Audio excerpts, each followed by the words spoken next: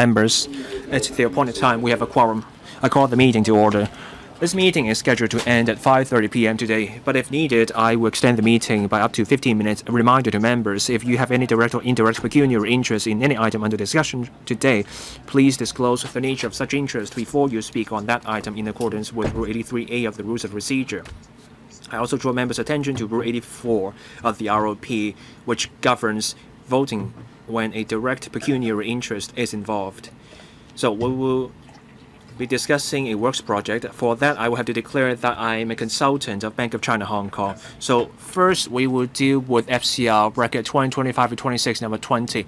This item seeks approval of the recommendation of the Public Works Subcommittee made at its meeting held on the 21st of May 2025.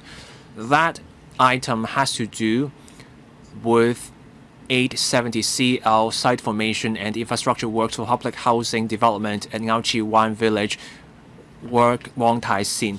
So for that item, in money of the day terms, the project is expected to cost $77.4 million.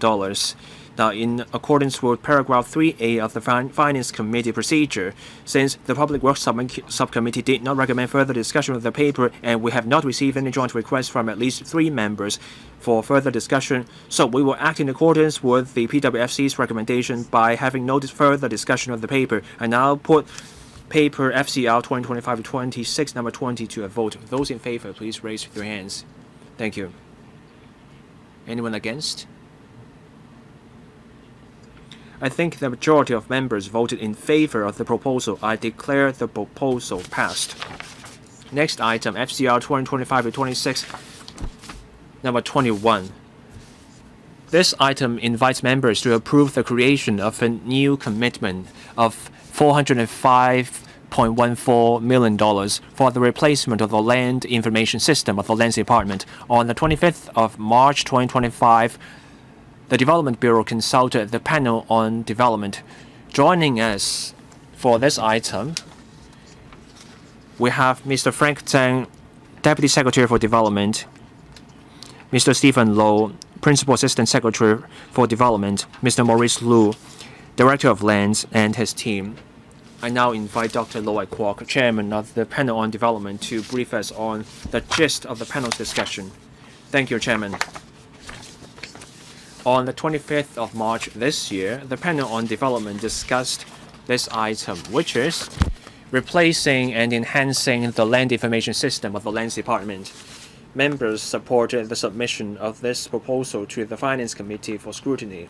Members were concerned that the second-generation land information system was commissioned in 2011. Since then, the system had been in use for over 14 years.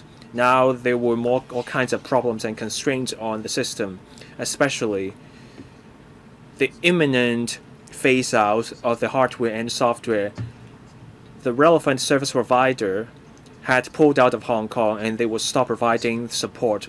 So members urged the administration to add appropriate clauses or take appropriate steps during the procurement of the third-generation system to prevent such a problem from occurring, that is, a problem with the service provider disrupting the operation of the land information system. Members also suggested that the administration enhance the interoperability and compatibility of the third-generation land information system with the rest of the Lands Department and other departments to ensure more effective sharing and application of geospatial data and information.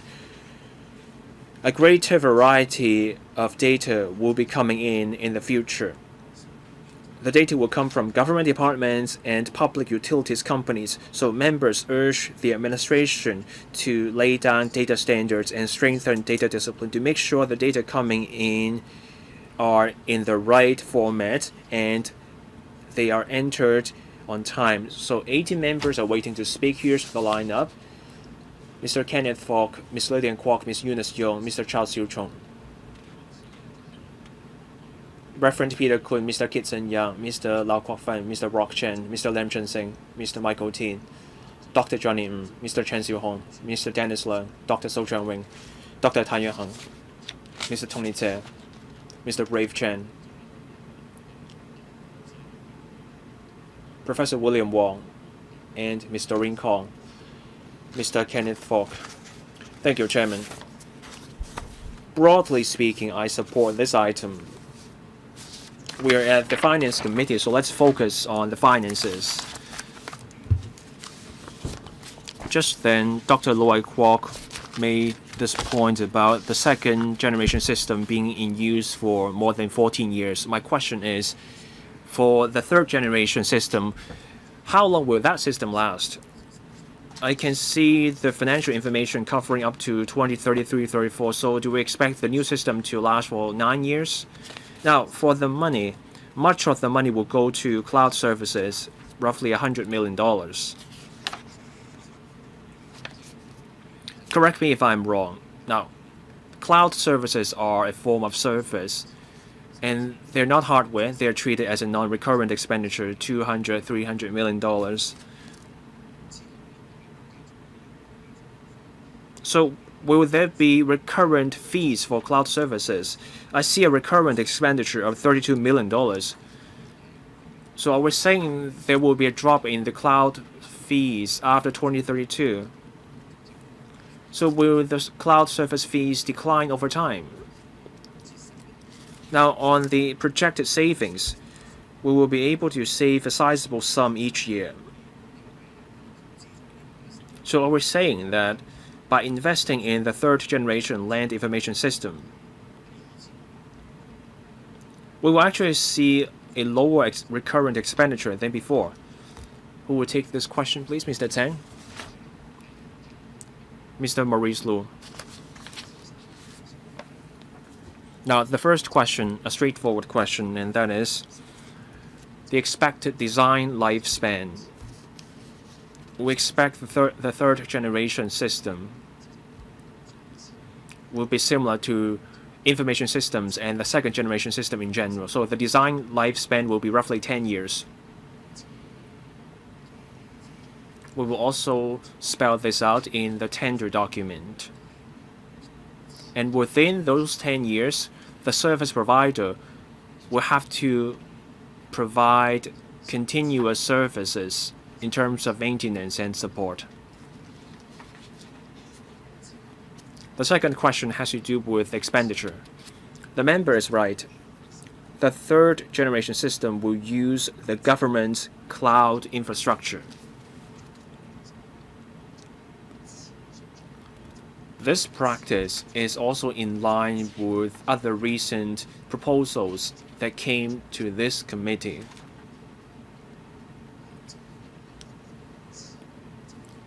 Adopting the government cloud platform will be more secure. We will be able to meet the security requirements from the government. That's why we're using the cloud of the government.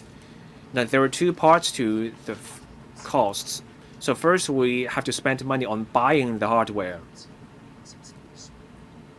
We will need new hardware for the data. In the future, there will also be expenses on software and fees going to the service providers. So that money will cover both the hardware and the software. On the projected savings, the paper sets out this point in detail.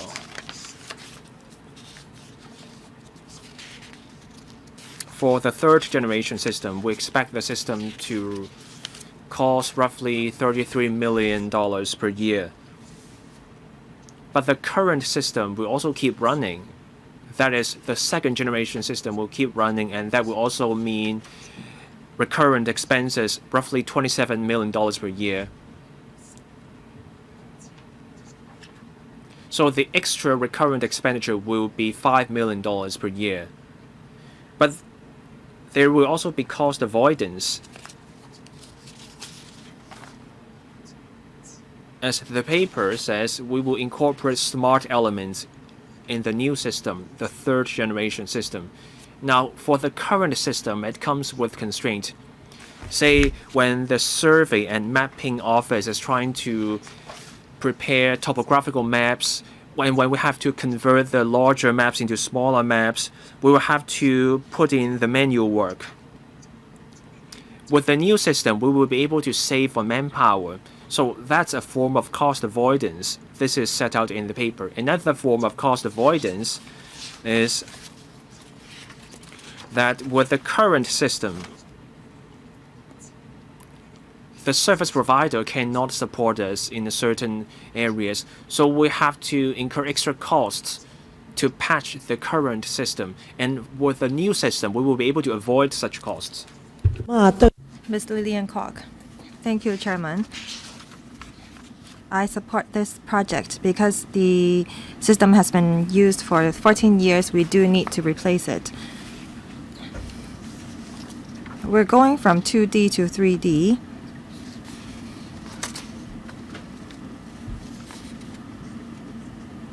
I have a few questions. Now, if we're going from 2D to 3D spatial models, then we will be able to have a grasp of the network of drainage and mains and other topographic information. So will the investigative work be streamlined when we have to take forward future infrastructure projects? We can take, say, a land parcels in the northern metropolis as an example. How much faster can we do or conduct our investigative works? Second,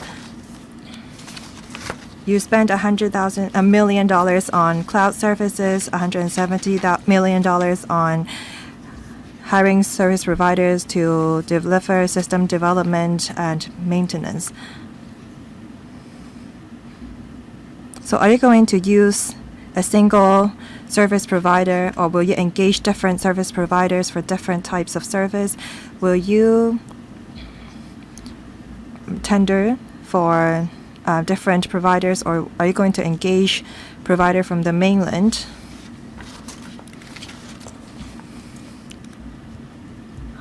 I believe that you are going to procure service from suppliers. If our service is placed outside our country, I am concerned that there could be security issues. So will you have regards to national security when you procure service from the market? Mr. Low? Thank you. In the second generation system, it can only support 2D mapping information. Under the third generation system, we hope to include and support 3D spatial models and digital map. If we can integrate the second and third generation systems, then we can offer more quality information to other departments. I think that Ms. Kwok is talking about some geographical information that's actually stored by another department, that is CEDD. We have been closely working with the CEDD. When we have a new system, then we can offer concrete and clear information relating to 3D maps across the territory, so that the CEDD can input their relevant topographical information into the system. As for the implementation of the system and how we can safeguard national security, as explained in the paper, we are fully aware of the importance of the system.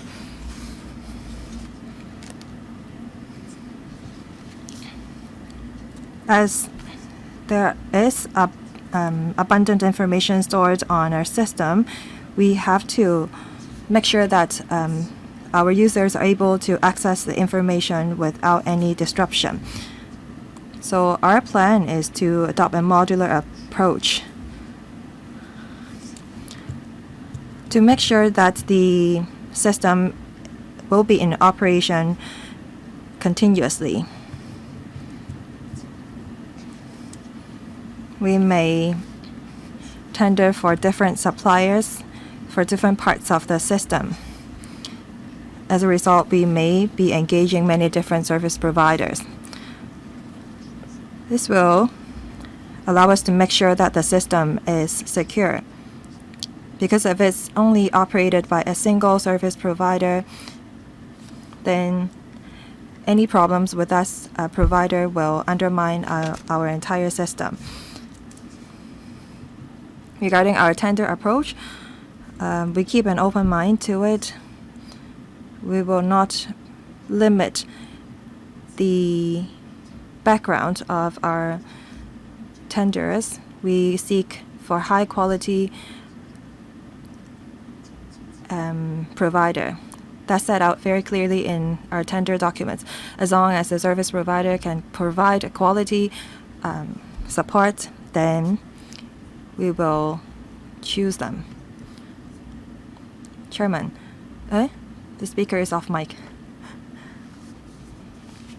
Ms. Kwok. Ms. Kwok has a comment. National security is very important, especially when it comes to geographical information that's very sensitive military data.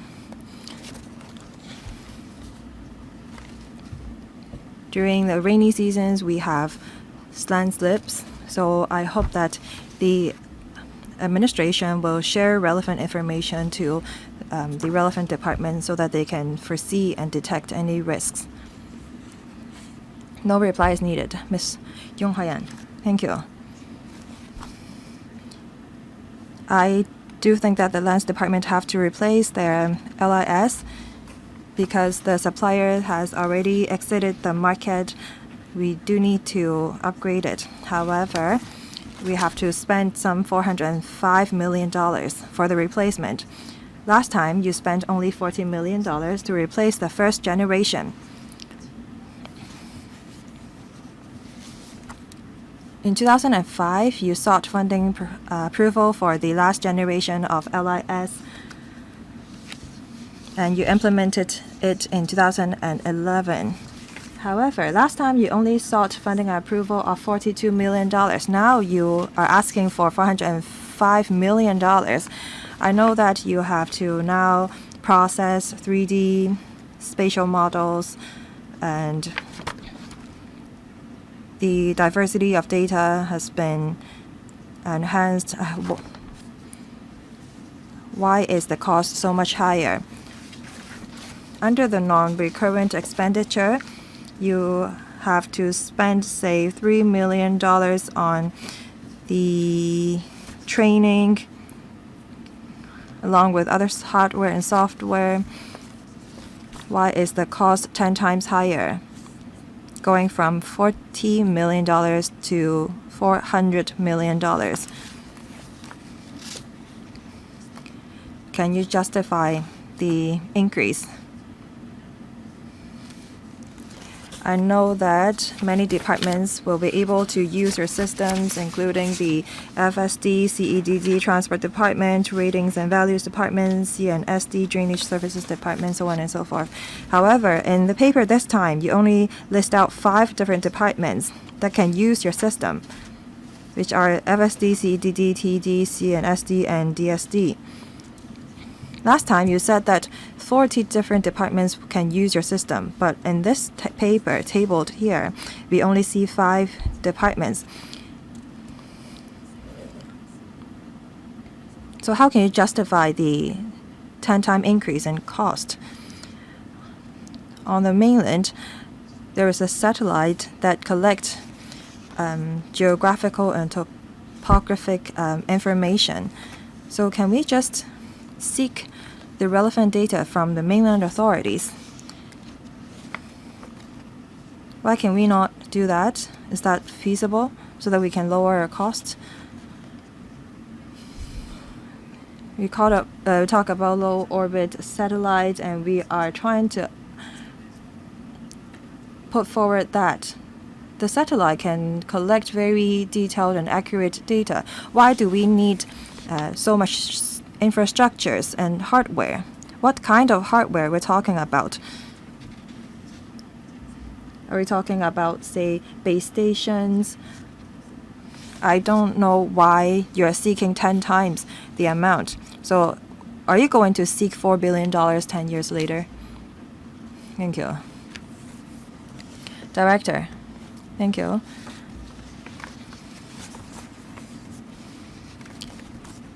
Although the funding proposal is titled Replacement of Land Information Systems, but we're not just actually upgrading or replacing it. We are going to enhance the functionality of the system holistically. There are a few areas to it. First of all, our current system can only collect, analyze, and process 2D data. In order to incorporate 3D spatial data into our system, we have to enhance the capacity of the system by 10 times. The processing power need to be increased as well.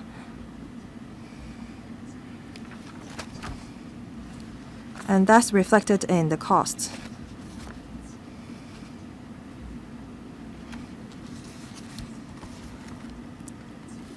We have to not only include the existing functions in the new system, we are going to add new elements such as AI into the third generation. In order for us to accommodate AI, we have to procure GPU. That's also reflected in our funding proposal.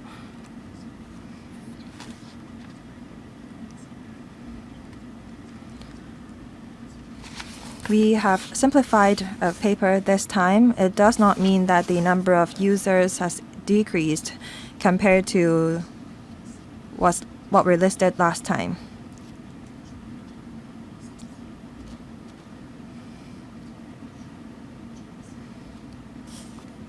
If we are to include 3D spatial data into the third generation system, we believe that there will be more departments who are going to use the system. Third, regarding the issue of data,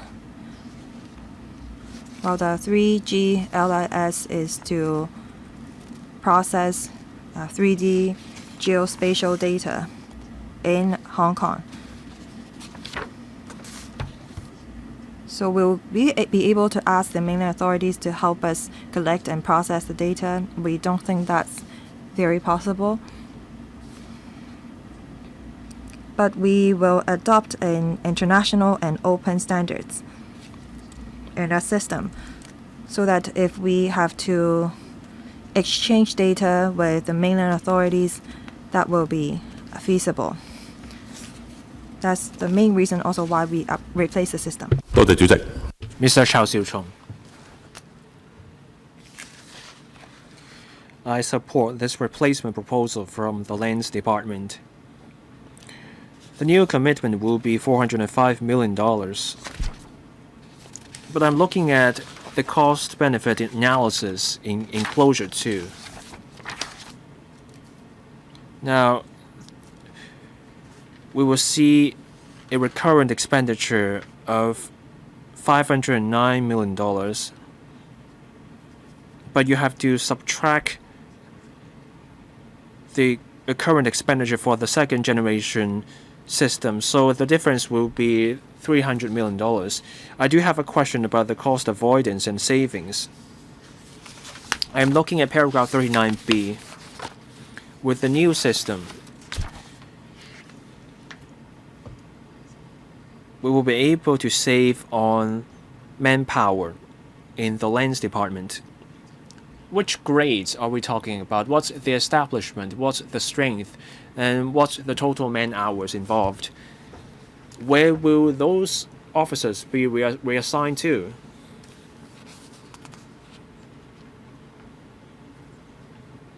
There are technical officers and surveying officers at the Lands Department, and they have told me about the huge workload they face.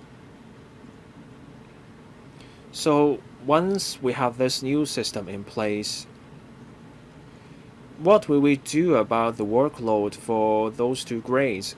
Will the Lands Department talk to those trade unions? We don't want to add to their already heavy workload after all. Now let's stay on paragraph 39, but let's turn to A and C. An annual realizable savings, more than $20 million, and then item C, annual cost avoidance, also somewhere above $20 million.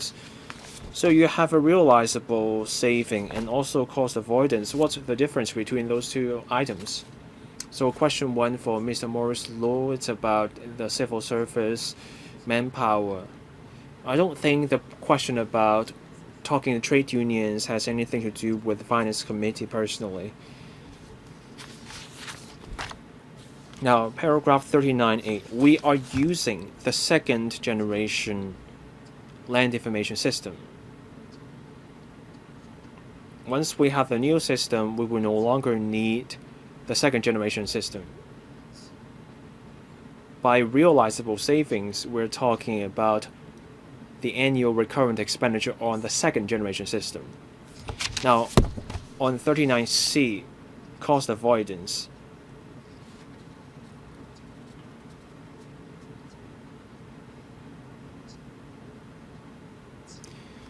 The service provider no longer supports our current system, so we have to spend extra resources on patchwork. That means we have to do our own maintenance for the current system. Once the current system is replaced, the maintenance we're now working on will no longer be needed. And that's what we mean by cost avoidance. The member also asked about the manpower we expect to save. At the survey and mapping office, one challenge has to do with going or moving to 3D maps in our work.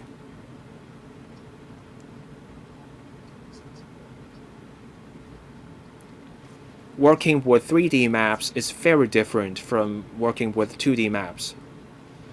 The manpower we save will probably be redeployed to the new services, such as updating the 3D maps. So that's our broad direction of travel. But do you have any details? I think Mr. Chow was wondering if you can be specific about how many officers specifically you can save and the grades involved, and whether they will talk to the trade unions about that. Deputy Director, Mr. Chang, will take the question. Can we switch on Mr. Chang's microphone? Now, we expect to be able to save in staff costs because with the third generation land information system, we expect efficiency gains. There will be greater automation.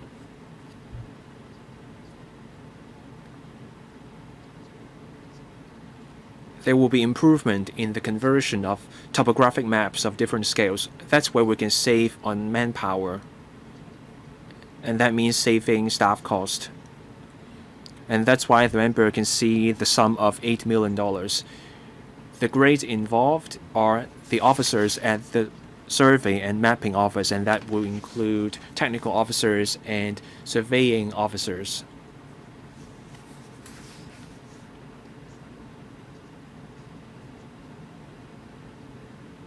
We have been in touch with the trade unions on this proposal. When we have to work with new kinds of data, we talk to the trade unions for land surveyors, technical officers, and surveying officers. When there's any future redeployment of officers, we will talk to the trade unions as well. Reverend Peter Kuhn. I have a question about the service provider.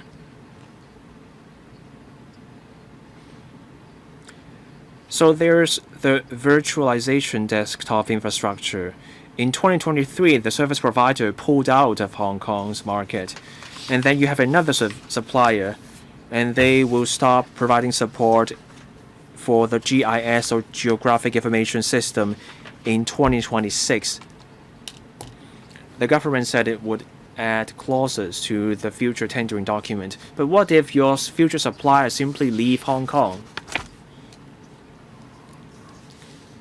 Now, other departments simply do away with procurement. They save money as well.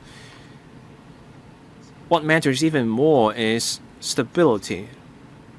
So can we simply talk to the mainland? I think the mainland is ahead of us in terms of mapping technology. Can we find a long-term partner with a party in the mainland? I find it interesting for these two service suppliers, one left in 2023 and then for another they will stop providing support from 2026 onwards. So I wonder what the government would do about the service providers. Mr. Maurice Low, I want to clarify a point. The member saw the exit of a provider in 2023 and another supplier ending the support in 2026. Actually, those events happened after the service period of the second generation system. That's because the service period of warranty ended in 2021.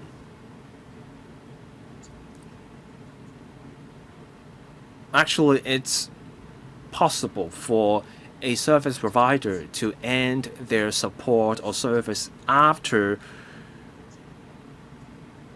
the serviceable lifespan expires.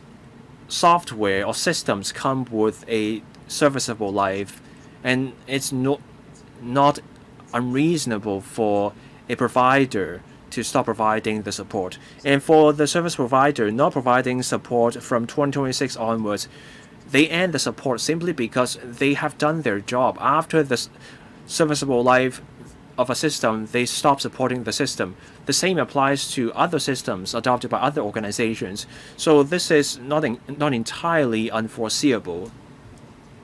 And just like the second generation system, for the third generation system, we will spell out a requirement in the tender document. Now we expect the third generation system to run for 10 years. Within those 10 years, the service provider will have to offer support and upgrades. So that will be part of the tendering exercise. I think Reverend Kuhn's point is, why not do direct procurement? You have to explain why we go for regular tendering. You will need to provide extra details to explain that to Reverend Kuhn. We keep an open mind in our tendering exercise. There are proprietary options in software, but we also consider open source software on top of proprietary software. At this point, we keep our options open.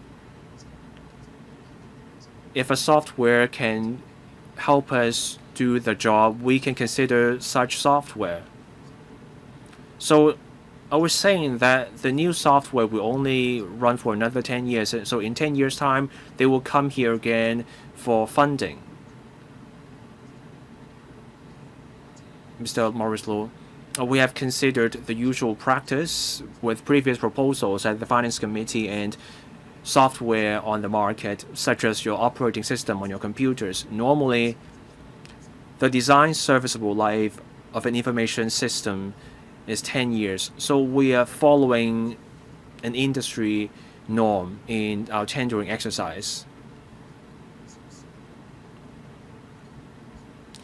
And we're trying to introduce greater flexibility to the system this time. This time we will be using the government's cloud infrastructure. One merit of that system is that, say, halfway through this cycle, we realize we're short of storage space. We will be able to expand the capacity with ease on the government's cloud. And that means we won't have to come back for further funding within a short period of time. Mr. Kitson Yang, I support the replacement exercise. I do have some questions for the director. So the price tag is $400 million. Most of the money will go to cloud services and implementation services. Altogether, that's nearly $280 million. Correct me if I'm wrong. We build our own cloud platform. We don't use the government's cloud.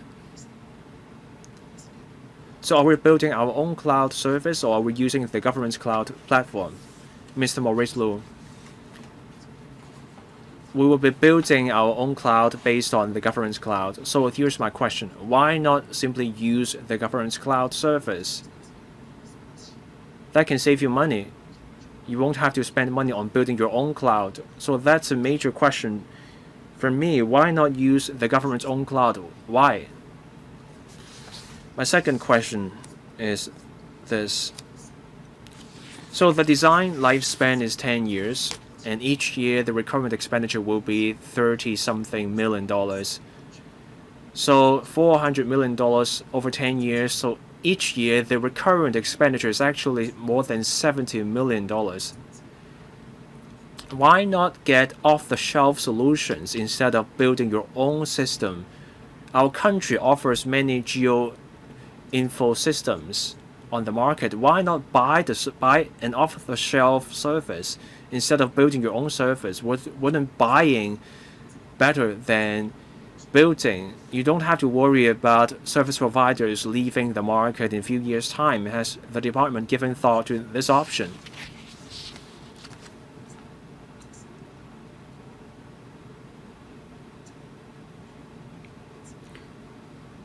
Now, assuming you are building your own system,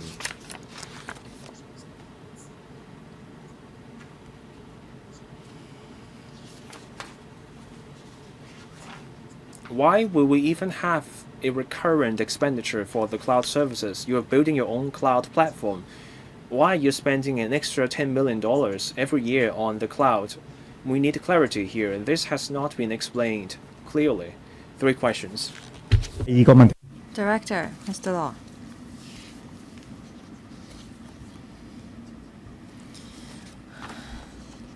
We will not rule out supplier from any place. If there is a suitable service supplier from the mainland, we welcome that. Regarding government cloud service, I will ask the Deputy Director to elaborate. Mr. Chang. Thank you. Let me answer why we don't use the cloud platform of the government. First, because the capacity of the government platform has been exhausted. We've talked to them. Even if we host our system at the government cloud platform, they still charge us a fee. Because they need to maintain their service, they will monitor the usage of the cloud service. Actually, DPO will charge the departments a fee. If we build our own cloud platform according to DPO standards, the cost is not higher than if we use the government cloud platform directly. Second, why do we have recurrent expenditure for cloud service? That's because we have to manage the platform. We have staff to monitor the hardware and the software, and we need to see if the capacity has been exhausted, if we need to expand it. The staff also offer a regular daily service to user departments. That's why we have this recurrent expenditure. Chairman, I have follow-up question.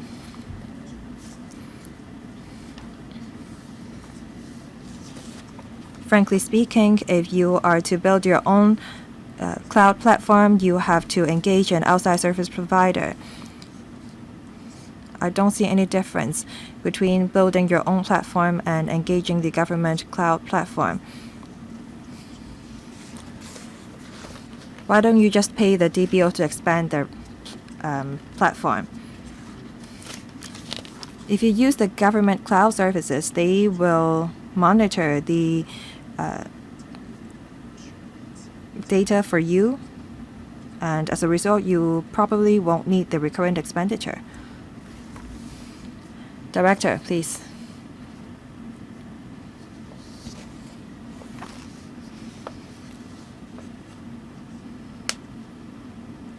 After the government had expanded their cloud capacity, we made then host our system at the government cloud. In the future, we may use the cloud infrastructures of the DPO at a fee. Chairman, if you have already procured a government procured service from outside providers, then you shouldn't shift to use the government platform, because the fees and charges that you pay to the outside provider would go to waste. That's a comment. Next, Mr. Lau Kwok Fun. Thank you. I support the replacement of the LIS, Land Information System, because this is very important for the development of low-altitude economy and smart city of Hong Kong. Without the LIS, it will be hard for us to take forward any projects.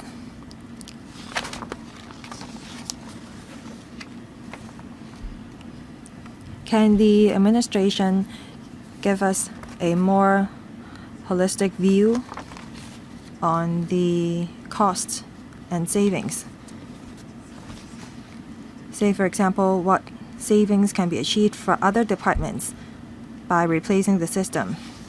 Because as mentioned in the paper, FSD, CEDD, and other departments use your system.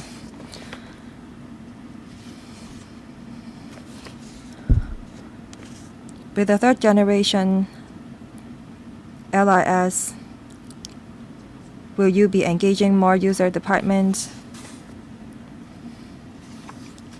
And as a result, will there be savings in the government overall?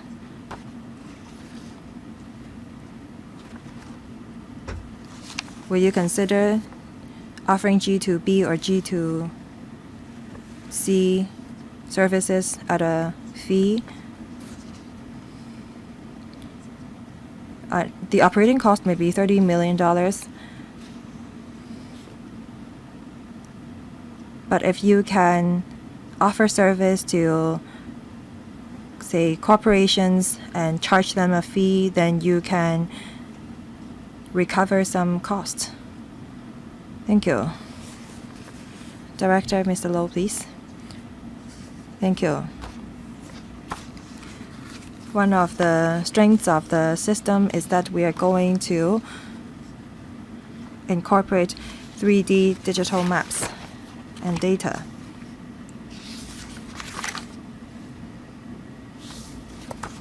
We believe that many more different departments will come up of ways to make use of this 3D spatial data that will assist them in their day-to-day work and also perhaps allow them to offer quality service to the people more efficiently.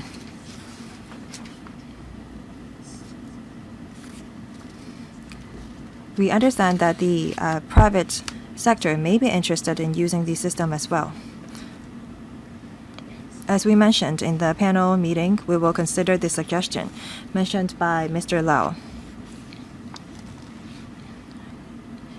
We offer spatial and map to the general members of the public under the common geospatial data plan free of charge, but some of the data that we offer may not be of interest to some people.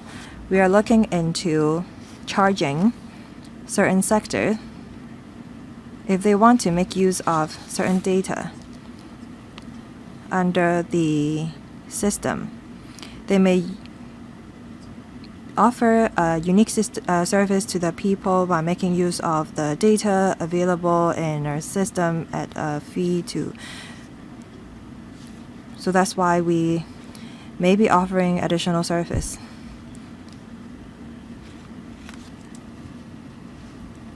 So we'll follow up with you on that. Mr. Rock Chen, thank you.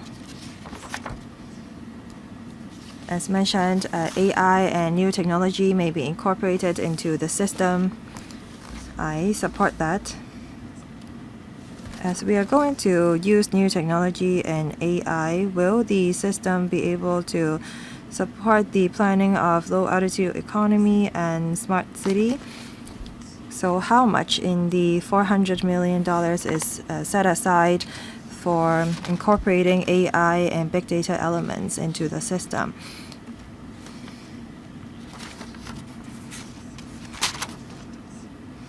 When the government transitioned from an old system to a new one, there's usually some issue. So has the government set aside any funding for testing, training of people, risk mitigation, so on and so forth? 2 questions. Thank you. The reason why we replace the old system is that we want to accommodate 3D geospatial data. This is very useful for the development of low-altitude economy. 2D spatial data will not be enough for us to design routes, aerial routes, because the terrain of Hong Kong is very hilly and we have many elevated utilities. In the future, when the LRS support 3D spatial data, then that will facilitate the enterprises in designing their routes for their drones.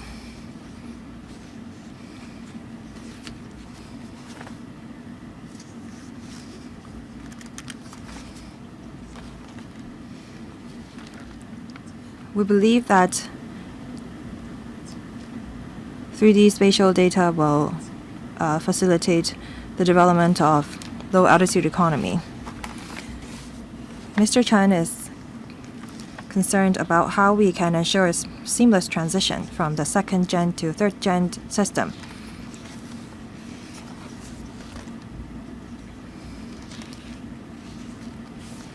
As mentioned in the paper, we're going to take forward the replacement in phases.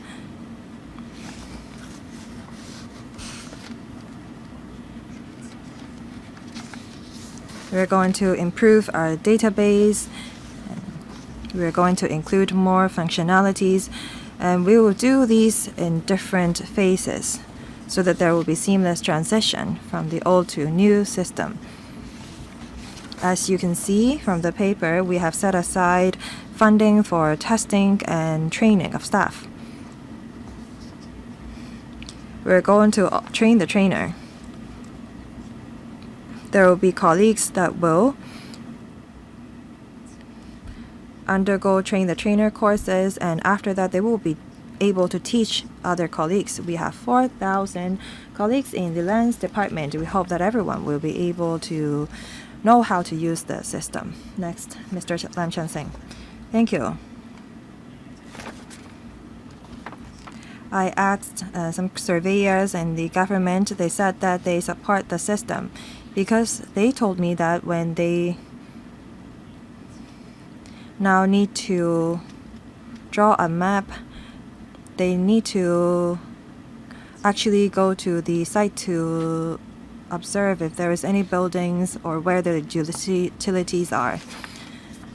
So I wonder where the saved manpower will be deployed to, and second, what kind of training will the staff be needed to undergo because some $3 million are set aside for training to the staff. The Audit Commission 2 years ago actually looked into the service offered by the Lands Department, and they gave you some suggestions. I have 2 questions. I hope that the department will be able to meet the expectations of the Audit Commission after spending $400 million. The revision work for 1 to 1,000 map should be done 1 to 5 years. So the revision should be done every 1 to 5 years to see if there is anything that needed to be added to the topographic maps. But the Audit Commission found out that some maps were not revised in 5 years' time. Is it because you think that the maps of remote areas has no change, that's why you don't revise it? But as we develop our city, there are many people who go hiking in the new territories, and as we develop low altitude economy, there could be drones flying in remote areas. So with the new system, is the Lands Department able to actually revise the topographic maps every 1 to 5 years? The Audit Commission also asked about the KPI of the Lands Department. They look at the number of downloads of your application. You have My Map HK mobile application that is developed by your department. You said that 3G LIS will be able to collect much data, including the BIM and the different types of information. Will you include such data into in My Map HK so that members of the public can download it? As a result, people will be able to gather much information to facilitate their lives and work, and in turn, the number of downloads of this app will increase. 3 questions from Mr. Maurice Lu. The Deputy Director can take those questions. Mr. Chang. So, first question, training for our staff. After the new system is in place, new workflows will be put in place. So for 2D maps, updating 2D maps is a separate task from updating 3D maps because they are 2 different matters.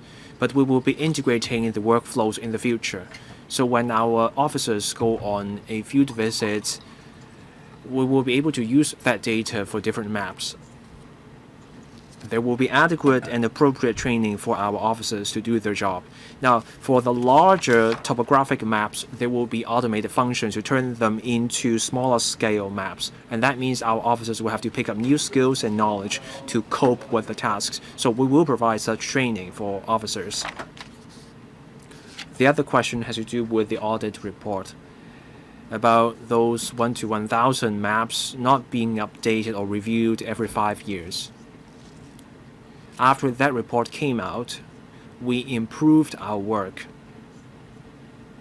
So we're not waiting for the 3rd generation system to improve our work. We have more than 3,000 such maps, 1 to 1,000 maps. We will review those maps within 5 years. As for the new data, such as data for 3D maps and underground utilities, if those data are suitable for release to the public, we will make the data available for download through different channels, such as through the My Map HK app and also the common spatial data infrastructure for people to download. Mr. Michael Ting. One thing puzzles me about this proposal, and that's our overall direction. We want to go smart. We are adopting AI or artificial intelligence What is the cost involved in the long term? So we are getting a new generation of land information system. And the information systems of different departments have to be replaced every 10 years. My worry is that we are setting a precedent here. So for this system, in 10 years' time, the cost rose 10 times. So as another member wondered, in another 10 years' time, maybe the cost will rise to $4 billion.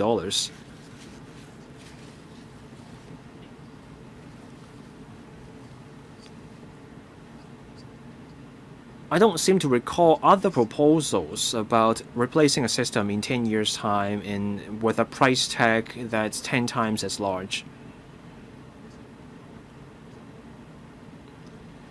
Now you have to mention AI just so your proposal does not seem outdated these days. Have we had any other funding applications that also involved system upgrades involving AI, leading to a much bigger price tag? Have we seen other such examples? And I see in the paper many other features on top of AI. I see low altitude economy.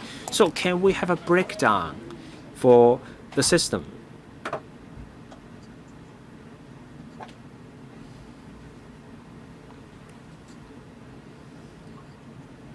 I was saying we're adding very different features to the system so that the new system can cope with the low altitude economy.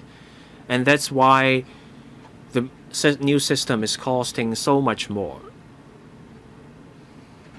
Can we have a breakdown of the new features needed for the new needs? Say, a new feature just for the low altitude economy, and that's why you need an extra $200 million. Can we have such a breakdown for this system? Mr. Maurice Low. The member has a point. The focus of this new system is not just about replacing an existing system. The current system is based on 2D maps. When the current system was designed, it was meant for overall land administration, but then technology has changed. We now have the smart city initiatives. So we're now more ambitious for the third generation system. We're looking beyond just overall land administration at the lands department. We are hoping to support our smart city development as a whole. That's why we will incorporate 3D maps. 3D maps were not even part of the picture when we were designing the system for 2D maps. The new system will help not just our day-to-day work, but it will also support the low-altitude economy. The new system will also help departments deliver better services. The new system will lay a foundation for all that. Director, you haven't given me any new information. My question is, let's say we don't need to think about the low-altitude economy. Will the new system still cost $400 million? Will the price tag be $300 or $200 million instead? Mr. Ting, can you let Mr. Low finish? I think he gets your question. I want to give you an example. Now we're only using 2D maps and data from such maps. If we stick to the current practice, our data bank cannot support the use of 3D maps. We are expanding our storage space by 10 times. We're doing that so that we can accommodate the data from 3D maps. We need 10 times as much storage capacity, and that partly answers Mr. Ting's question on why the new system will cost so much more than the old system. Now, another point of reference.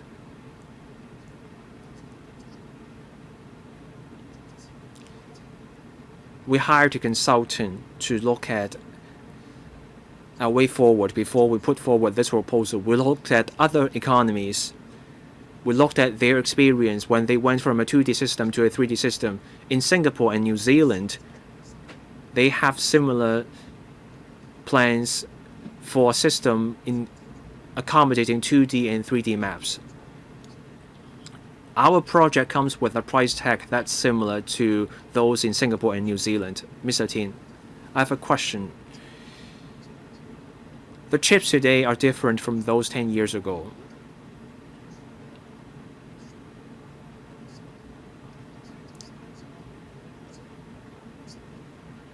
I don't know much about data or chips, but you're saying you're dealing with 10 times as much data, but then you're using 10 times as much money. So are we saying that the chips have not improved over the years? I don't know what I don't know, so I look forward to being enlightened on this.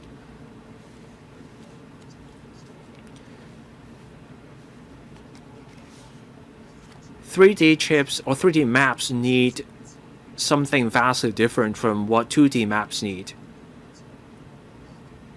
because we're looking at different dimensions with GPUs. But now we're not just looking at cadastral data. We're now also storing spatial data from different departments, and that's why we need much more space for data storage. And then you also have to consider data processing.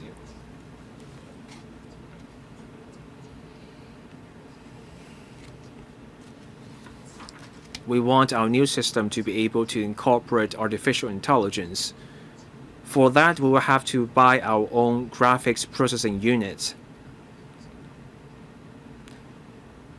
So that would be a new feature that will require extra expenditure. Dr. Johnny M. In principle, I support this replacement exercise, but I have some questions. These questions have been asked, but I want to follow up on them. First, the service providers. Reverend Peter Kun raised a great question.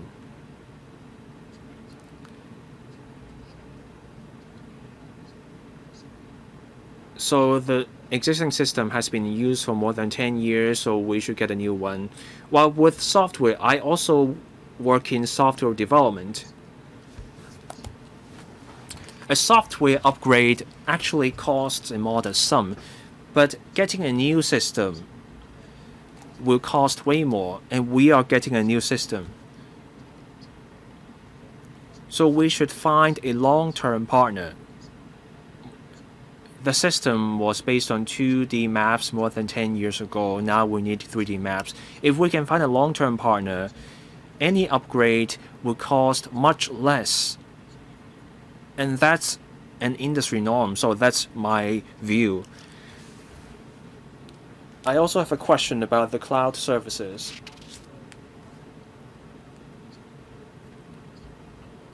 Many different services are now available on cloud platforms. So, Economics 101. When you do a purchase in bulk, you get economies of scale.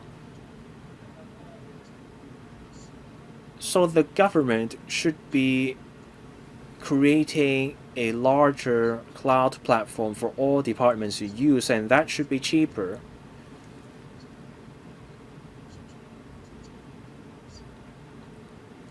Now, the land information system will be used not just by government departments, but also by companies.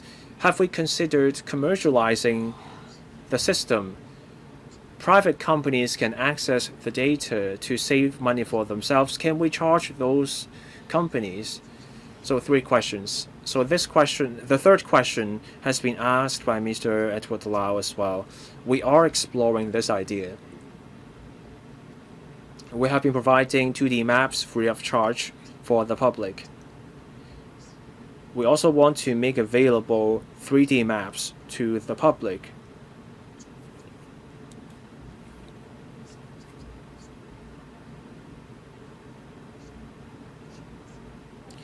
But then there may be data from 3D maps that may not be useful to the public.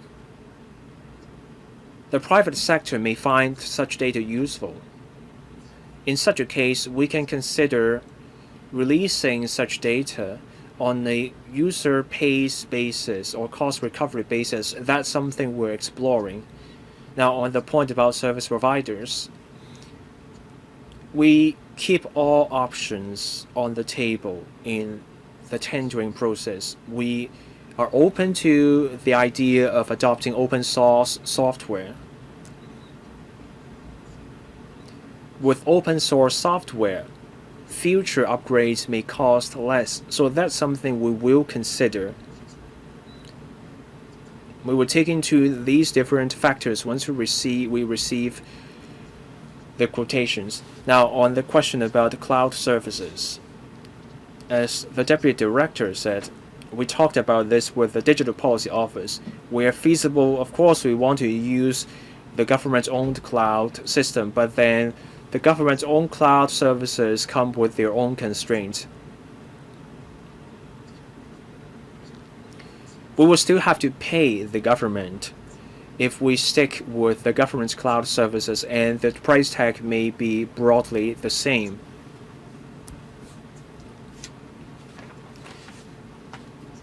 The DPO may be able to expand the capacity of the government's cloud, and when that happens, we will be happy to move back to the government's own cloud system. Mr. Chen Xiuhong.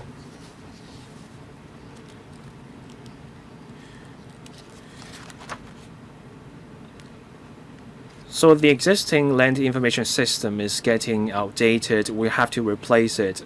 Now, with a new system, we will see better quality, greater efficiency in map making. There will be support for conversion of topographic maps between different scales. The new system will also support 3D maps, support smart city development, the low altitude economy, and also keep up with the latest developments in the world. We support this direction. But then I'm looking at the 5 phases and the implementation of the system.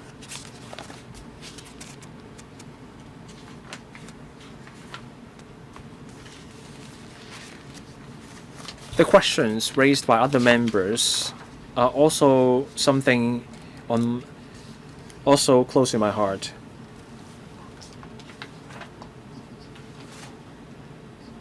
The Lands Department said the government's own cloud platform is nearing its capacity. But then, since we have to spend money anyway, why not team up with the DPO and work on the capacity at this point instead of looking to move back to the government's cloud in the future?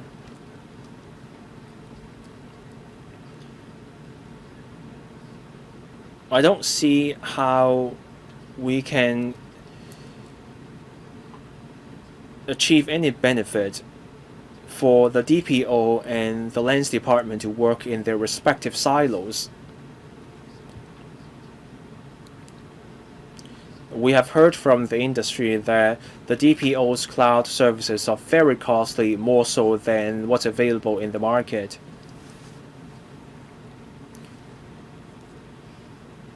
Building your own cloud will only become ever costlier because with 3D maps, you will need huge capacity for data storage. Now, I want to quickly follow up on some questions asked by other members.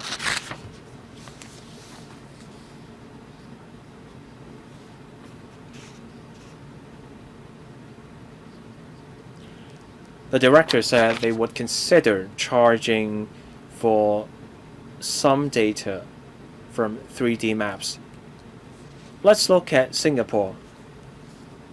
They give you a full list of charged items. They charge a small sum for each service.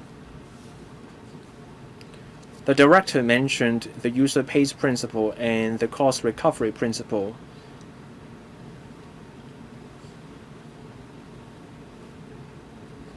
Sure, you can offer some services for free, but it takes officers to maintain the system. Don't just wait for things to happen. Don't just cross the bridge when you come to it. Now, I have gone through the paper. I cannot find the part on the framework or the structure of the system. Now, phase 1, we will see the setup of the GCIS infrastructure. That makes sense. But then I'm looking at the other stages. Integrated topographic database, migrating topographic mapping system functions, or streamlining the topographic map production processes. I don't see who will be working on the foundation of the future system. We need a single system provider to work on the infrastructure.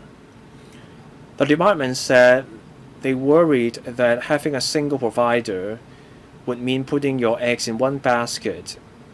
But that shouldn't be a worry, because you should be awarding the contract to a competent provider. If you have a variety of providers working on different stages, then you will run into problems when the different parts come together and you will not see synergy. So can the director explain further? Why not have a single provider to achieve synergy? 原地答。 The first two questions have been asked 3 times already, so please focus on the third question. Thank you.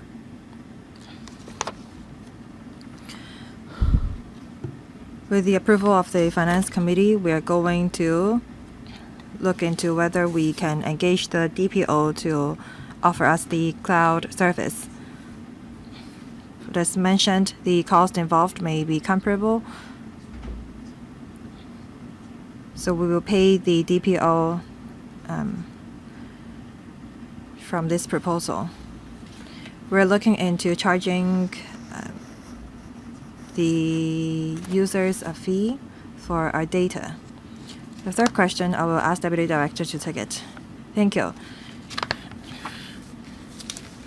Regarding the question about the foundation, that will be our database. Please speak into the microphone. The foundation of our system is our database. There are 2 parts to it. First, we have the topographic maps. That's data on our maps. Second, geo-info data relating to land management and land grant.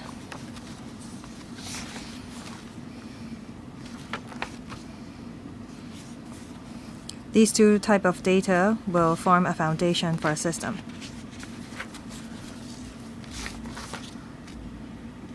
Mr. Chan, please be very succinct.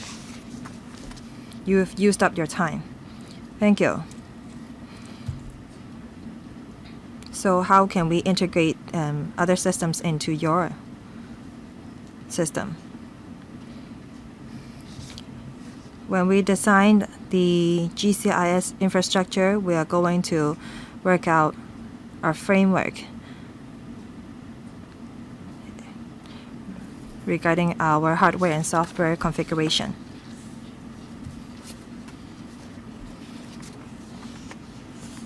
So when you design the cloud infrastructure, you are going to also work out the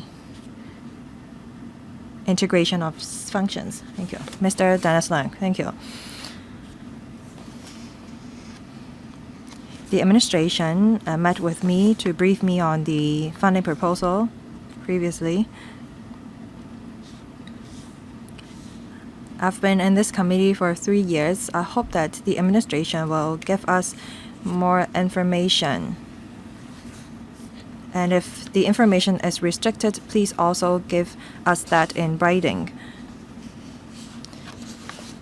Because the paper submitted to PWSC and FC is usually very limited in terms of content, and that does not facilitate our scrutiny of the proposals. $50 million is spent on software, and we have to spend $16 million every year for the software. So how are we spending the sum? The government said that they will use the system for 10 years. Will the cost involved in system expansion be included? Every year we have to spend about $30 to $33 million every year on the cloud service, and from 2029-30 onwards, the cost will be halved to $15 million approximately.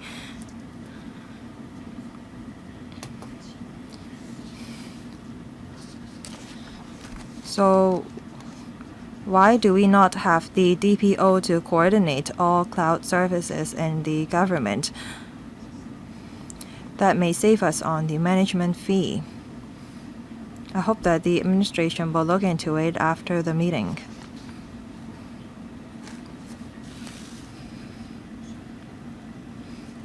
Why is the expenditure halved starting from 2029-30? 3 questions. Regarding the first question, I will ask the FSTB to relay the concern to the relevant colleagues. For the rest, Mr. Chang, please. Thank you. Regarding the recurrent expenditure on software, that's the money to be spent on software licenses. Because usually the software developers charge us a subscription fee every year for offering us technical support, training, free upgrade, or bug fixing services. So that's the expenditure on the licensing of software. Second, regarding the question about cloud service,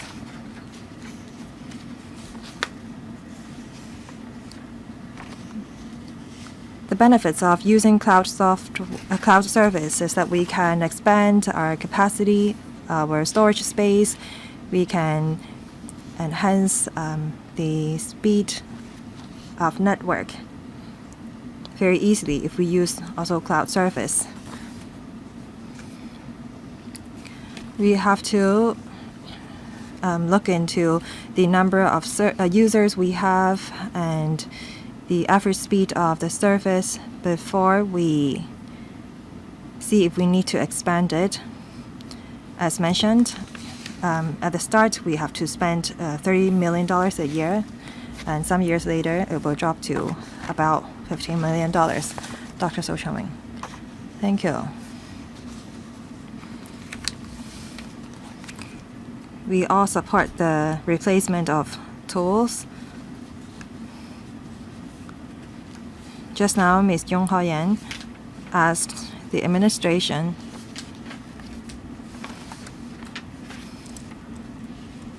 why the cost of the system increased by tenfold in 14 years. The director gave us an answer, but that was not very convincing.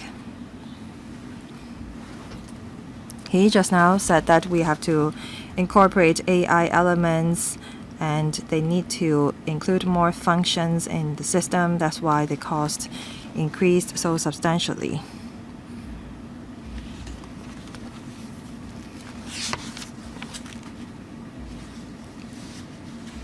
But when you talked about the 3G LIS, I don't see any mention of AI in the paper. The government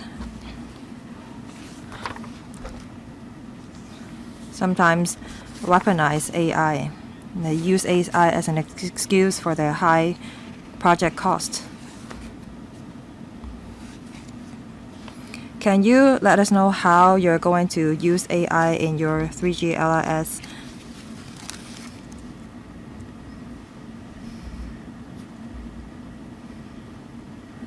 That's my first question. Second,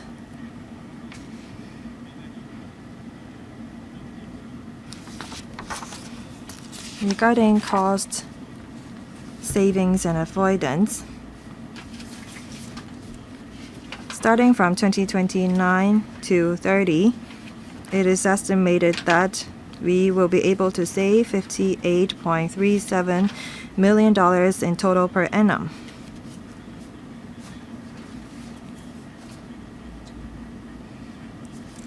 So are we comparing the 3G LS to the second generation. That's why we come up with this amount. Because the recurrent expenditure is $32 million per year, how come we can save $58 million per annum by using the third generation?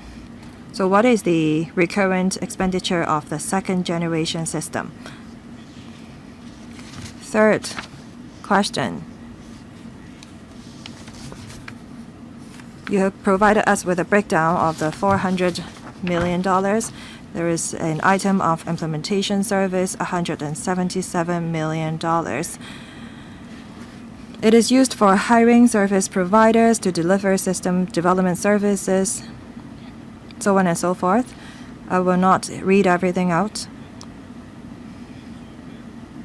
So this amount is to be spent for hiring service providers in order to deliver what you ask for. However, there is another item on contract staff. I thought that was civil servants, but it turned out that these $31 million of contract staff is to spend for hiring contract information technology staff to support the work of internal project management team and project planning, monitoring, conducting system acceptance tests, etc.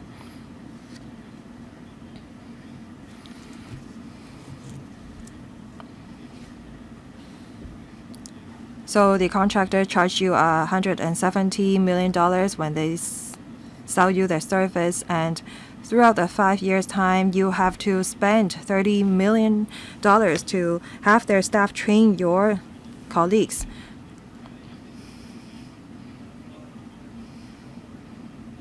When you spent the 170, Dr. So, I believe that we understand your question. The tenfold question has been answered 3 times already.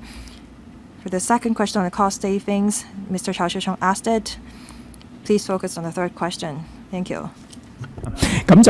I will discuss AI in detail. The paper does not mention that, but we do have some directions in mind.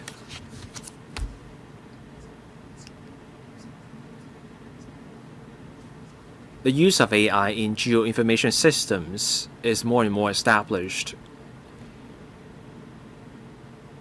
With AI in land information systems,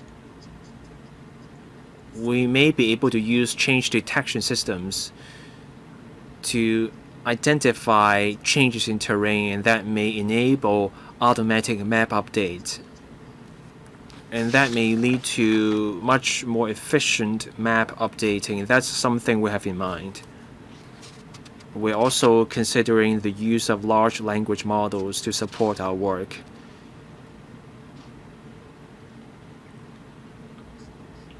LLMs may help when you are trying to look up addresses. That may help the public.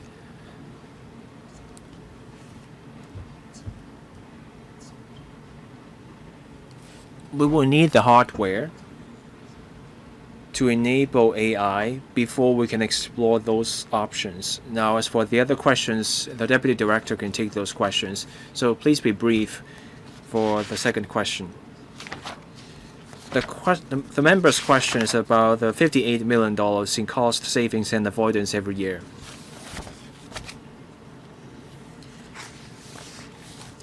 Now, every year, the recurrent and non-recurrent expenditures add up to $32 million. Now, there are annual realizable savings. We're spending money on the maintenance on the second generation system and also staff cost. That's the annual realizable savings. And then we come to the second component. With the third generation system, we will see an improved workflow. We will be able to save on staff cost, and that means notional savings.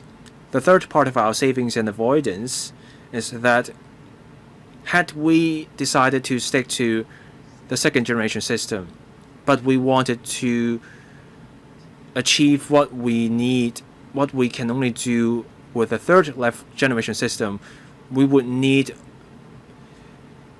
sporadic patches to the system.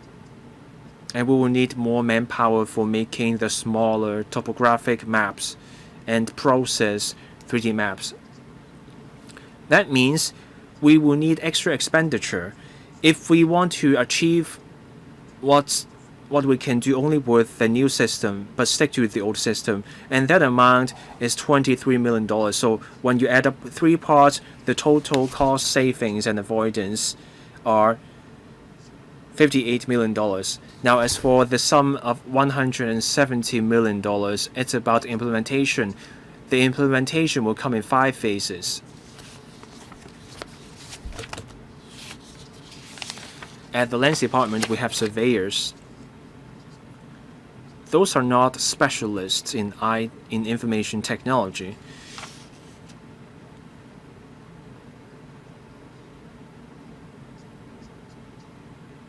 To make sure we can monitor our contractor and to provide feedback to the IT contractor, we will need people who are well versed in INT. And also in laying down the hardware and inspecting the deliverables from the contractor, we will need to hire contract staff to help us deliver the project. Now, members, if you spend nearly 5 minutes on your questions, you are not being fair to the members who are still waiting to speak. So I would ask you to try to limit yourself to half of your time slot so that you give time to the officials to reply, and then you allow the members waiting to speak. Dr. Tan Yuan. Technology moves fast. The existing system has been in use for 14 years, so there is a need to replace the system. That's why I support the replacement. I'm looking at paragraph 12. In 2024, a consultant was hired to study the replacement of the system.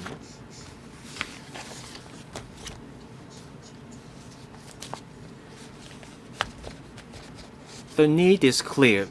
You have a system in use for 14 years when it was only meant for use for 10 years. That's clear. Why hire a consultant? Why do we need a consultant for everything? Why did we have to hire this consultant? I want to follow up on a question that has been asked. And it's a question about the contract staff.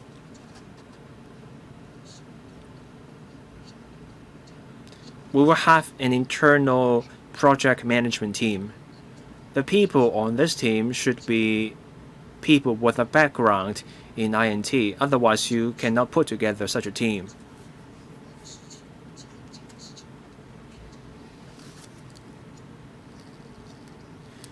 If you have to hire outside staff for planning and monitoring, then where can the internal project management team play a role? So 2 questions. The second question is about more details on the point that has been addressed. Now, on the question about consultant hired in 2024, we were clear on the need to replace our 2nd generation system. But on the way to take forward the 3rd generation system, we needed a consultant to find out about the need, such as the needs of a smart city. We needed that consultant to give us advice on the directions for the 3rd generation system.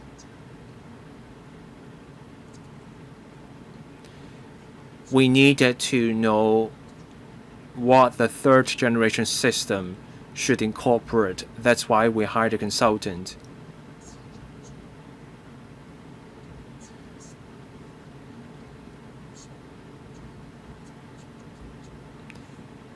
Before we submitted this funding proposal, we also needed to get a sense of the service providers out there in the market. We needed a third party's view on how this would work. So in terms of the directions and the approach, and also how much money may be involved. On those points, we need a consultant's input. Deputy Director. On the contract staff. The contract staff will help our internal staff to monitor the performance of the service providers. The contract staff will keep an eye on the project progress. Different departments pursuing their own I&T projects also hire contract staff to help with management.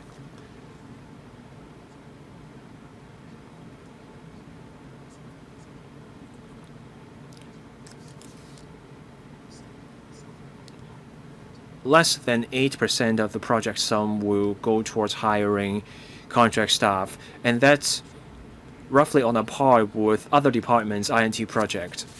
Mr. Tony Tse.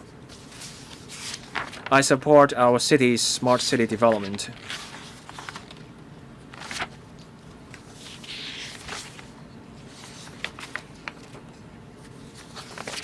I think the Lands Department has done a good job in lands administration and going digital. We are ahead of other countries. I support this exercise to build a third generation system.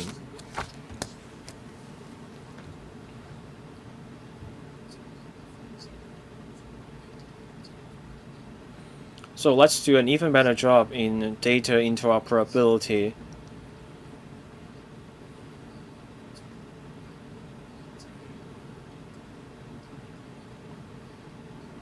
With more data and information, the public will be able to benefit when the data is used for landslide prevention. Now I'm looking at paragraph 19.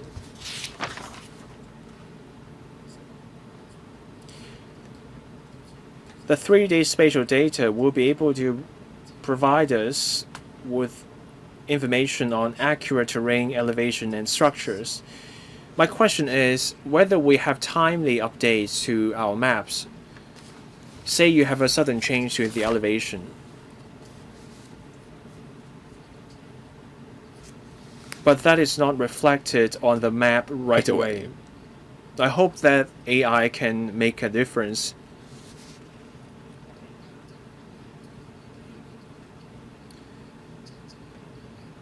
A change in the elevation may have occurred a few days ago, but the map may not reflect that in a timely way. If we cannot take care of that, needless litigation may arise, so I hope that with the new technology we can avoid that.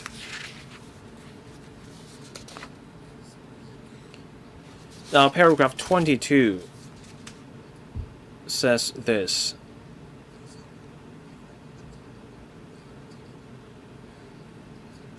When necessary, the Lands Department will provide more valuable and accurate data analytics services. 3D spatial data and analytics can be used for different purposes such as airflow, environmental assessment, traffic control measures, and urban renewal studies. Now, let's look at urban or town planning. Applicants have to provide reports to the town planning board.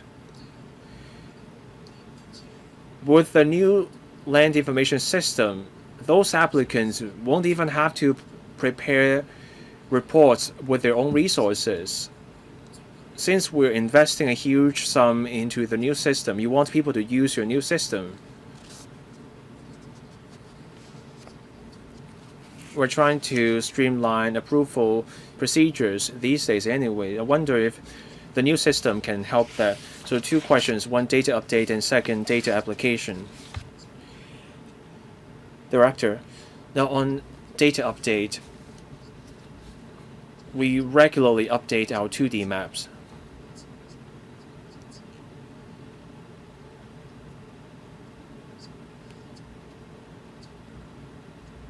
There will also be regular surveying and mapping for 3D maps.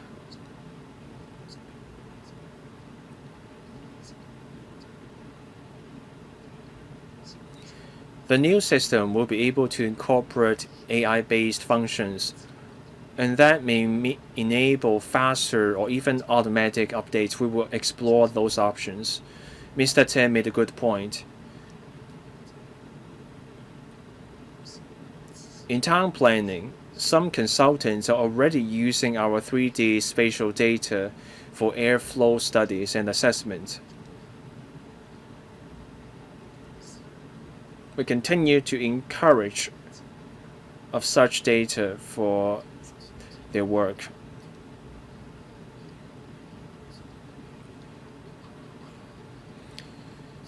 So let's try to think ahead. And it also shows the department is also thinking ahead. I know we won't have, there's only that many specifics we can share today. But the point I want to make is that we need accurate data that can help Hong Kong's overall development. So that's a comment from the member, Mr. Brave Chan. We all support the direction of the proposal. We should keep up with the times. Now there's a security risk, and there's also the need to support our smart city development. Such a technology is of strategic importance. China and the US are on the forefront. Our country now has the Beidou navigation system.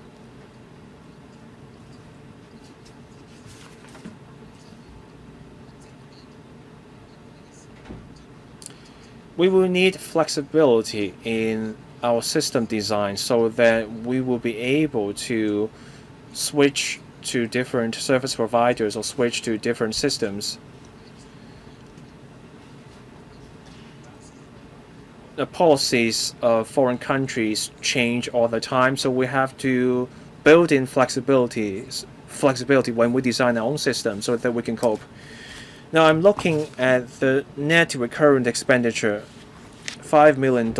Are we talking about net extra expenditure? And can we have the maintenance covered by our recurrent expenditure? 值得去做，咁嘅時候令到市民大眾咧。So you should be showing where your savings are. Let's move up with the time, keep up with the times, and we should be able to show people where our savings come from. Say maybe different departments can share the system. If possible, let's also get the ITIB to help out, and let's also use the government's own officers to help out. 嗰個經常性開支同節省啦，同埋。Thank you. Some of the questions been asked multiple times. Director. Thank you. Our consultant advised that we should make reference to not only international but also our country standards. Regarding spatial data, we have UGC standards, that is an international standard, which we will adopt. The mainland also use the OGC standards in their own cadastral system.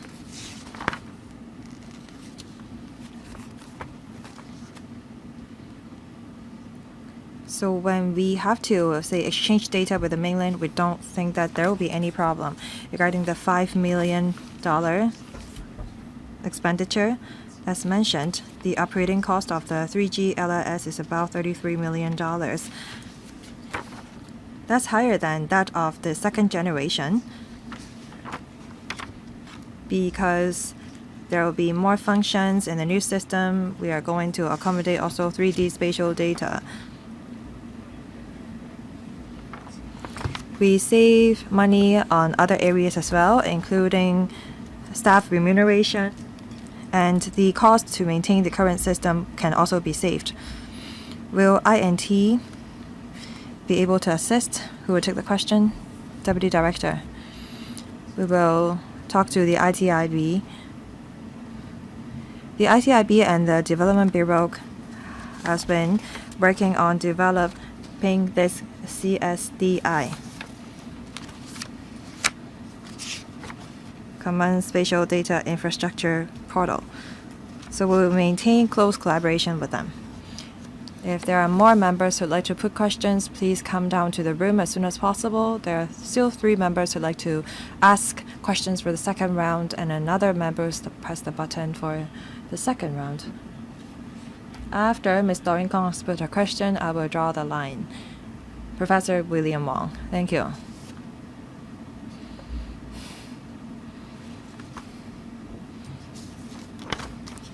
We don't have any colleagues from the DPO to answer our questions regarding this information system. Many members asked about the price. You talked about compatibility.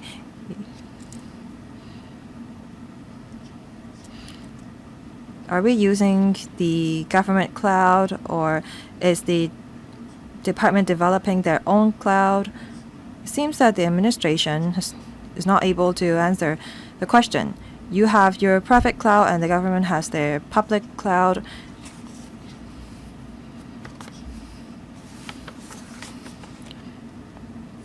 So how are you going to use the service?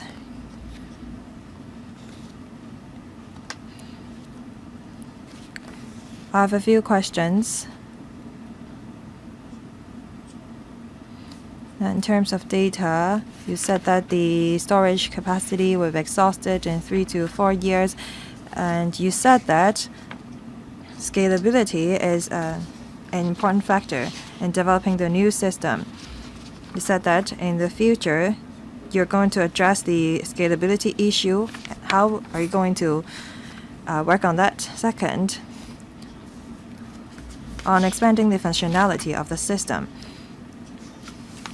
You said that you don't have enough support of GPU. That's impeded your effective usage of artificial intelligence. So why does the department not use the GPU of the government cloud service? Why don't you use the GPU from Cyberport? They have an AI computing center. Why don't you engage their service? You talked about 3D spatial data.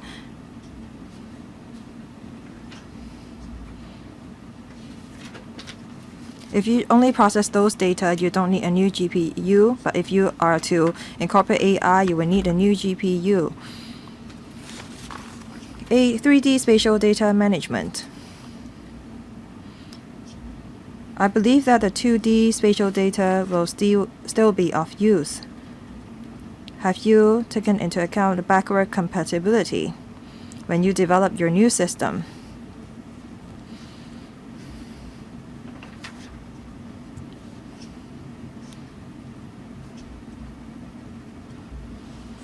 How can we migrate the old data into the new system? Three questions. 3 very technical questions. Deputy Director, Mr. Cheng. Thank you. I will take the first question regarding the scalability of the system.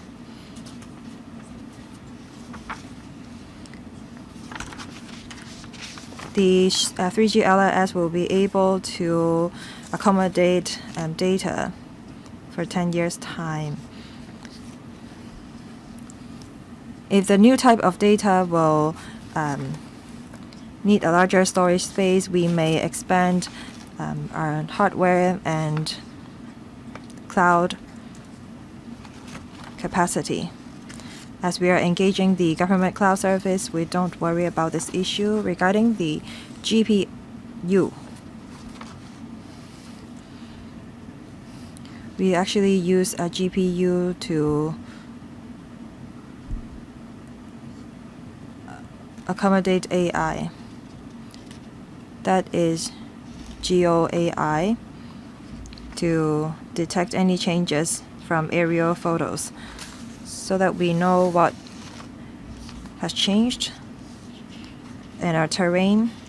That will facilitate our surveying work. When we produce 3D maps, we need to formulate 3D models. We know that AI will be of help so that when we produce 3D models, it will be more accurate and efficient.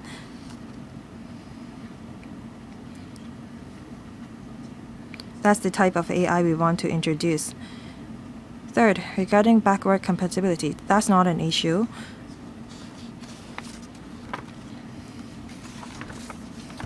We will continue to maintain the 2D spatial or digital maps. We just want the new system to accommodate both the 2D and 3D digital maps. And we want to be able to produce 3D and 2D map or other map products from the data we collect. Ms. Doreen Kong, thank you. I support the creation of a 3G LIS. When we develop land titles and rights may be involved. So I think that with the new system that will facilitate the management of land in Hong Kong. Over the past 10 years, as mentioned by the director, in Netherlands, South Korea, Malaysia, Japan, their governments developed their own 3D geoinfo system.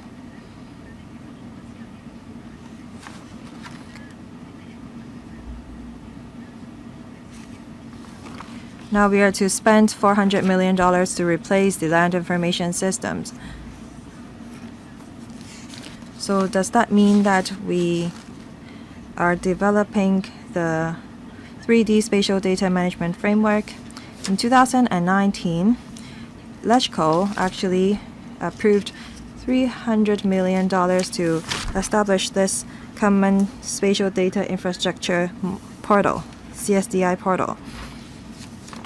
A CSDI portal is somehow similar to LIS. We spent $300 million on the CSDI portal, $400 million on the LIS.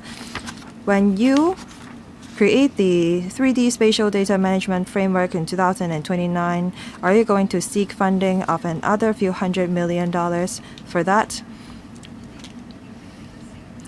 By 2029, there may be places that are creating 4D spatial data management framework.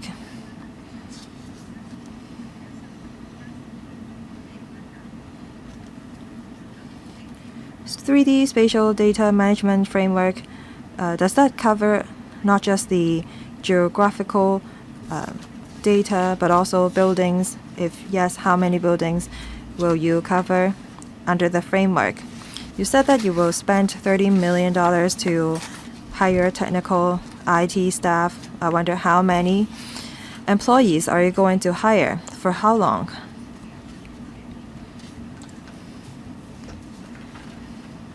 You're hiring IT staff to monitor the contractors by spending some $30 million. It seems that you don't really trust the contractor. I have great reservations about that. One more question, a very short one. The administration said that they may charge a fee for request of special data. So what kind of data are we talking about? The director, you nodded in response to the first question, so please address the other questions. Thank you. I will take the last one.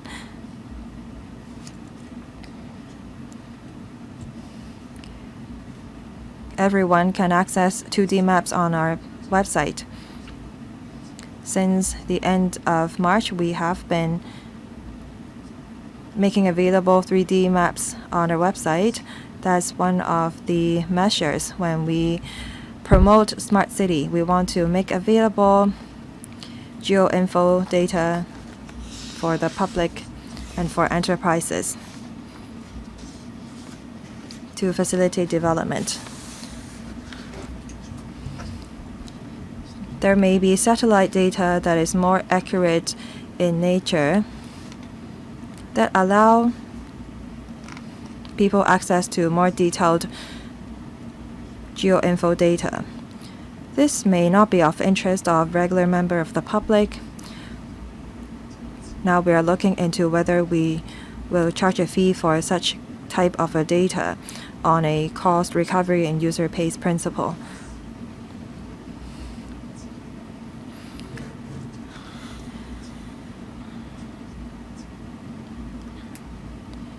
We will continue to offer general information such as maps on our website for free. Deputy Director, let me talk about the 2019 funding proposal. We asked for approval of $300 million to develop this CSDI portal and to create and produce a territory-wide 3D map that involve $150 million. That's for the Lands Department to produce 3D data through surveying. The relevant project has been completed early this year. As for the third generation system, as the data has already been compiled and produced, we cannot include that in the 2G LIS because the system simply cannot cope. And in terms of day-to-day application and management, it's very difficult for us to use the 2G LIS. We want to introduce a 3D spatial data management framework so that it can manage 3D spatial models collected and the related digital map data. The member asked if the 3D digital map cover buildings. Yes, it does. We have created 3D models of all buildings and topography of Hong Kong. So how many people are we going to hire by spending $30 million? We are going to hire 2 IT staff for 3 years. 2 IT staff members for 3 years? My apologies. There are 5 parts to our project, so for each part we will hire 2 staff members. So 10 staff members all together. Thank you. 因為該區 Does any other member wish to speak? We only have 3 members to go. If not, we will cover Mr. Eric Yim, Mr. Perry Yu, and Mr. Michael Ting, who will speak for the second round, and then we will come to a vote. Mr. Eric Yim. Paragraph 4 says the second generation system was meant to be used for 10 years, but then it has been in use for more than 14 years. A service provider has left Hong Kong. We could have asked the service provider to upgrade the system, but the service provider has left. And that's why we have to spend so much money on getting a new service provider and having a new system. My concern is not about replacement itself because we have been using the system for so many years already. But I think we made a mistake in assessing whether a service provider could provide services for a long time. So can we make a systematic assessment over whether a service provider can keep providing service for a long time? This should be part of the assessment of their tenders. So which country or region did this provider come from? Did this provider pull out halfway through the contract for their own reasons? And in assessing the tender back then,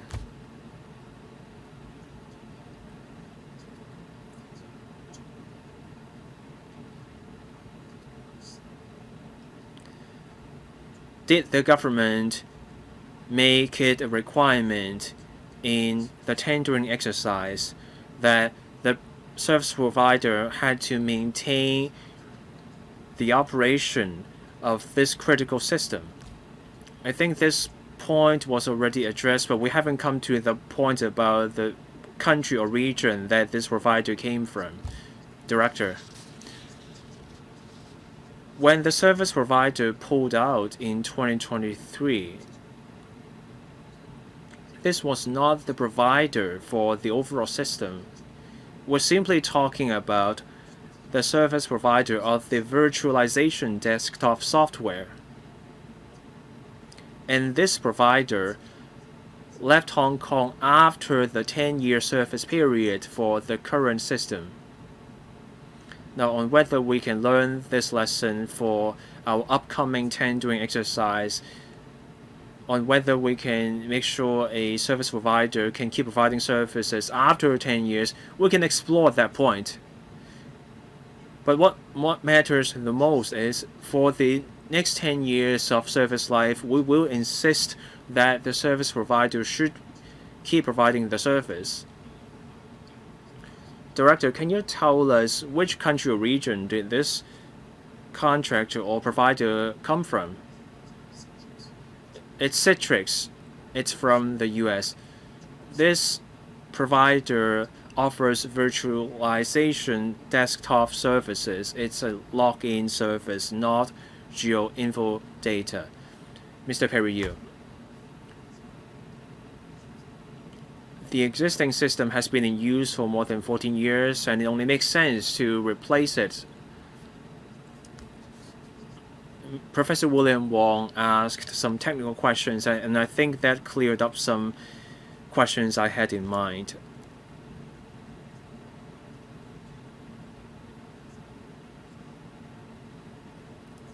We need a third generation system to cater for 3D data, and that's important for the low altitude economy featuring drones. How often will we update the data under the new system?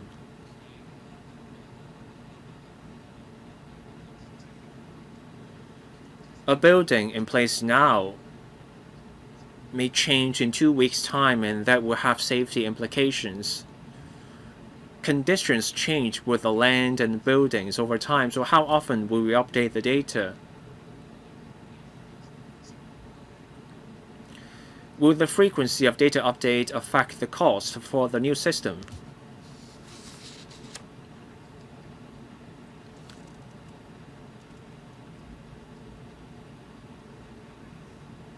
I know the Lands Department sells aerial photos. I guess the revenue was probably on the modest side, but with the new system, we will be able to generate extra income.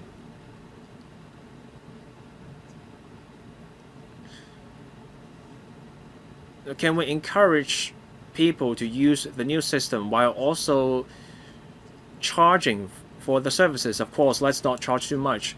So the question about data update, this point has been addressed 3 times, but there's a question about the fees. So please give a reply. And on charging for the services, that point has been asked 5 times. Director, we constantly update our maps. So we update our 2D maps. That's for the surveying and mapping office. 3D maps came out after a territory-wide update in the end of March. We will update the 3D maps every 2 years. For 3D maps, every update is a costly exercise because we will need aerial photos. But we will absorb the work with our existing resources. Whether the new system will simplify our work, that's one of the directions we will explore. Now, on charging for some services, people from industries may need our services and we can provide quality services. We may charge for such services on a cost recovery basis. Mr. Michael Tin, you asked your previous questions, but you took 7 minutes. But I will give you some time for your follow-up questions. I asked my questions, I took 7 minutes, but my questions went unanswered. So I will ask the questions again. AI is the talk of the town these days. I also moved the motion on AI in recent weeks. So here's my question.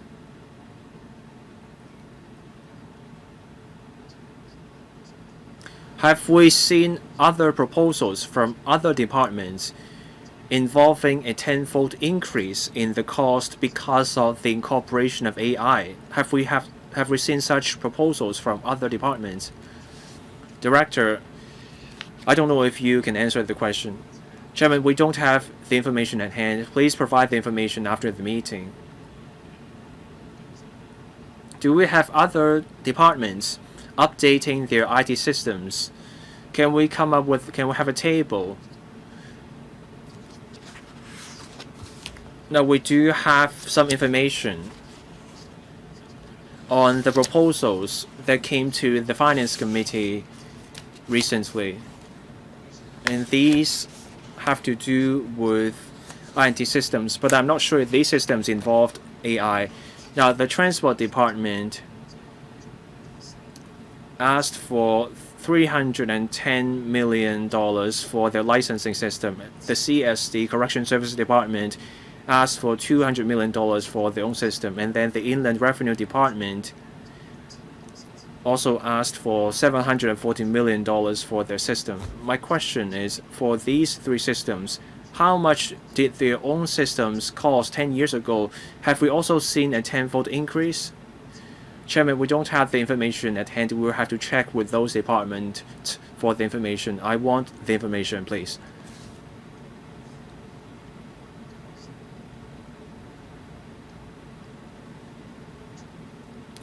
I was saying that you can only get a 3D system because nobody is offering any upgrades to 2D systems now.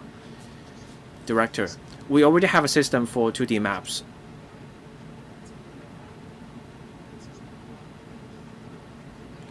The 3D data are now outside the system for our 2D data, and that causes problems for us. We want to share the 3D data with departments and the public, and that's causing us problems. So you're saying you actually have the option of getting the latest version of your 2D system. How much would it cost if you wanted to upgrade your 2D map system? Let's keep these 2 points separate. I need to know how much it would cost you to get the latest 2D system, and then I can assess the proposal. So we have made such an assessment.